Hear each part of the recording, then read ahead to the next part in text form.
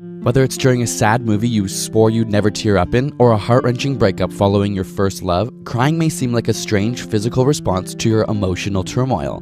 Why do we start the waterworks when we feel really sad? Is there a biological advantage or purpose other than washing your face or streaking your mascara? Well, crying doesn't only happen when you're emotional. There are actually 3 types of tears. Basal tears are perpetually lubricating your eyes, keeping them from drying out, while reflex tears act in response to an irritant like onions or dust.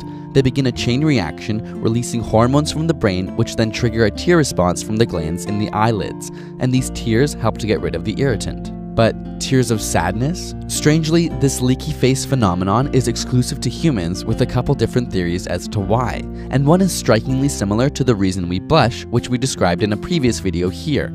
In many cases, emotional tears are able to act as a signal to others of our genuine sadness or distress. That's not always easy to fake. Your tears blur your vision, essentially handicapping any aggressive or defensive actions, sending those nearby a signal of need, appeasement, or attachment. From an evolutionary perspective, this increases communication with those close to you and ultimately your chance of survival. Some experiments have even taken photos of people crying and made copies with the tears digitally removed. Not surprisingly, people rated the pictures with tears to be more sad, while the ones without were often confused with puzzlement, awe, or other expressions. But what about tears of joy? Well, perhaps they aren't so different. After all, tears of happiness may still be used as social signals for how we feel and are thought to strengthen bonds between people.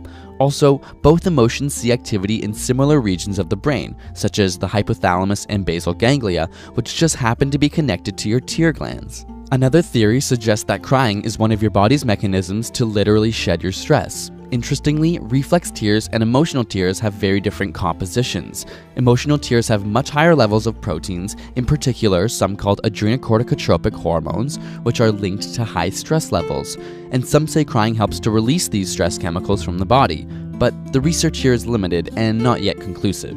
So go on, have a good cry, let the world know how you feel, and potentially let out that stress. Got a burning question you want answered? Ask it in the comments or on Facebook and Twitter, and subscribe for more weekly science videos.